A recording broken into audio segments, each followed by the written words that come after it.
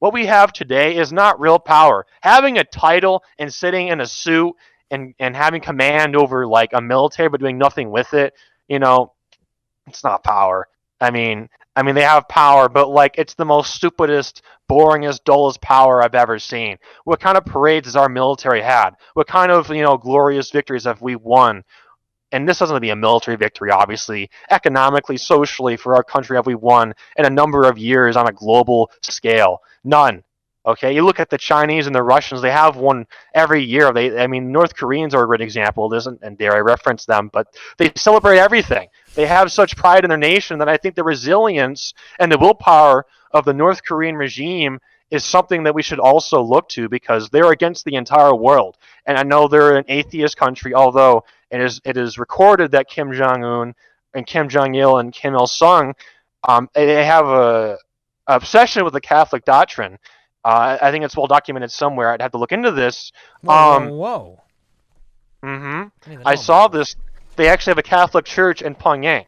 They have a special exception, I think, for the Catholic Church as well. So, but they're an atheist nation. They are a totalitarian socialist regime. But what I'm talking about is their resilience. And what I'm talking about is their willpower, is they are against the entire world. They are against literally every country except China and Russia and Mongolia and Vietnam, maybe like 5 other exceptions. But otherwise, they're against 100 countries. And you look at their parades, you look at their culture, you look at their people, they're the most resilient people in the entire world. They have the most willpower that I've ever seen. And they're a great example of what I'm talking about. You will never see that. I hope we do. I hope we do have that kind of, willpower and energy at some point, but you will probably never see that in the West. And I go as far as see even Russia and China, as big and as vast and as powerful as these countries are, even they cannot match the passion and the resilience of the regime in North Korea.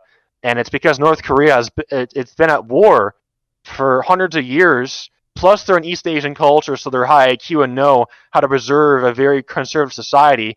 Plus, when your nation's at war with like the entire West, and they are consciously aware of their propaganda and their subversion.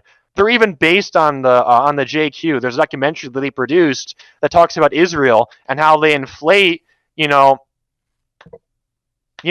So, I am kind of a DPRK shill, at least in those aspects, but they definitely have the energy and they have the passion and they have what it takes. They have those aspects in terms of facing the West, and the West can never compare, and they never will compare to what the DPRK is facing. You can even compare this to North Vietnam during the Vietnam War, or even the Taliban. Okay, these are also radical examples. The radical Islamic State, radical example, but they have the same passion and resilience as those who are in the DPRK or those who were in North Vietnam during the Vietnam War. They are willing to die. All of their country is willing to die unconditionally for their country because they are so tired of the West and our values and our ideas and our domination over the world. And these ideas aren't even based. They aren't even ideas that are good or healthy for the nation. These are ideas that are inherently evil and are inherently infective to our youth, and they are destroying, the culture.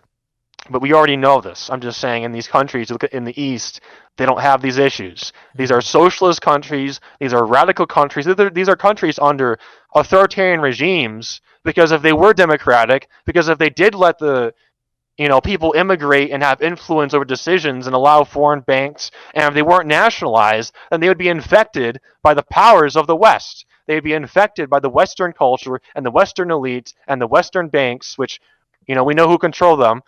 They would be infected by Mossad and Israel, and they would subvert these countries. And the only reason they aren't is because they have such a grip on power in these countries. Okay? Nick has already talked about this. He's mainly referenced Russia and China. But the reason they have maintained their culture is because they can just exile anyone that spreads these infectious ideas. Because these ideas, okay, the devil Okay, Satan himself is a tempter. He tempts people with pleasures and dopamine rushes. And that, you could say, oh, the reason people follow these ideas is because they're correct, they're right, they're attracted because these are good ideas. Okay, well, people are attracted to porn. People are attracted to drugs. They're attracted to all of these things on a level. I think that it infects the majority of men. It infects the majority of this country. So you can't say it's because these are good ideas because they're attractive. You have to have a strong mentality. And that means discipline, that means obedience, and that means total loyalty to a nation, to a fatherland, and to a God as figurehead of your country and nation to guide your nation. That was good. That was good, man. I gotta we need to check the pace of your heart, man. I was getting into it. I didn't even look at anything else for a little bit.